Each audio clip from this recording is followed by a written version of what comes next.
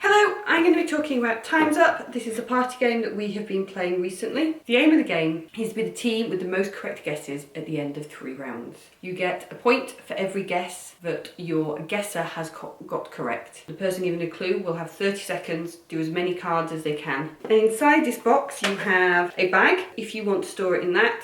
You get 2 packs of cards, and each of these have 2 names on each, so you'll play either the yellow or the black side. You have instructions, a score pad, a biographies, so if you don't know who the people are you can look them up, and also a timer. It has been a bit strange actually trialling this.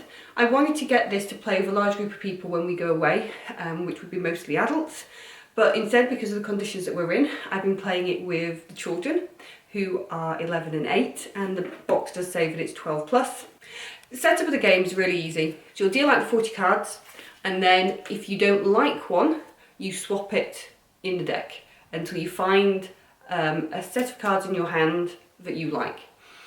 And this will form the deck for the game, which will last 3 rounds, and it's the same cards that are used through the rounds.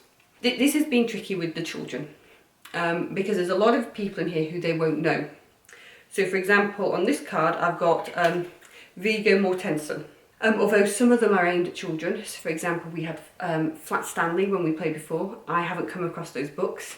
So instead of dealing the cards, what we've done is we've put the deck in the middle of the table and we've drawn cards until we get 5 that either they know who they are rather than the usual 40, just to make the game quicker. And then once you know who they are from the first round, you try and remember that for the second and third round. All the cards that people have selected will be shuffled together and put into a deck. The first person who's giving clues will draw a card, give a clue until it's guessed, and then they'll pick another one up and pick another one up until their time runs out. It passes on to the next person.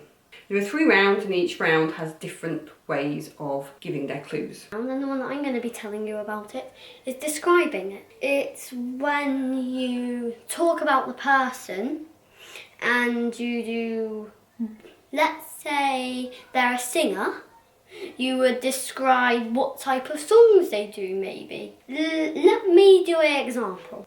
I have picked Albus Dumbledore. I could say was the headmaster of Hogwarts, but you cannot give away any of the name. You can't do Albus or Dumbledore.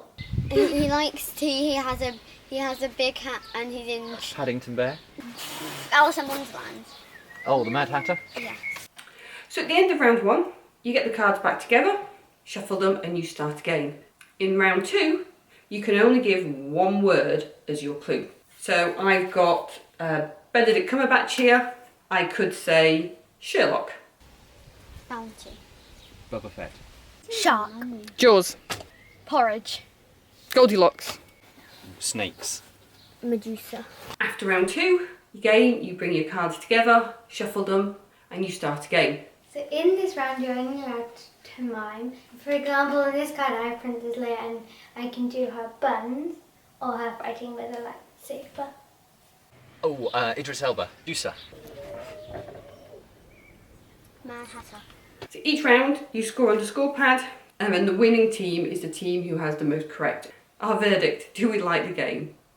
We do like the game, even though we haven't played it in the conditions that we would want to do. I think it's going to be easier with adults because more of the cards will be known, but it is playable with children if you make a few changes to the rules, and we had a lot of fun, particularly when we got to the 3rd round and we're doing the miming.